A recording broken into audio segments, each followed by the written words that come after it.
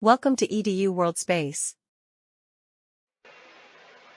In problems 109 and 110, we're asked to look at find the maximum minimum tension developed in the cable that is supporting a pipe, and that pipe has a mass of 1,500 kilograms per meter. So the cable has supports. Here's a clean and professionally formatted presentation of the calculation shown in the image. And let's see, this should be B. Application of the work energy theorem, WET. From the work energy theorem, the force F is given by F equals frac text KE, where KE equals kinetic energy, S equals stopping distance. I'm given for object A, FA equals frac 100,000, 0.10. Cable. For object B, FB equals frac 225, 1500 for 0.15 space. And force ratio frac FA, because FB of the frac 0.10, 0.15 load here, equals and frac then 2 null result. supports being box at the frac same FA, height. The minimum FB. will be at the middle. Would you like a PDF version of this explanation?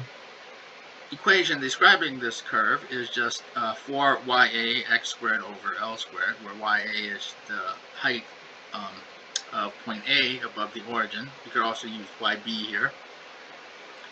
The horizontal load is L squared W naught all over 8YA. We're told YA we're given is 3 meters. Then we can figure out the tangent of these things, the tangent of the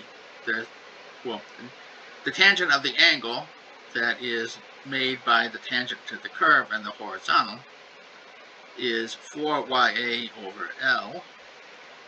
So we can just figure out by taking the slope of this and putting the length L here. I really probably shouldn't call this L, but L is the distance between the supports, not the length of the cable. But just note that that is not the length of the cable. Now, we are asked, and in this problem it's given to be 30 meters. So we're asked in problem 109 to find the maximum, and that occurs either at this point or this point. Because cosine is an even function, so that will be the maximum. We can just take the absolute value of the angle here. Now we have that angle at we can find that because we know what YA and we know we know L, so we can find theta A. Plugging everything in, we know what this is.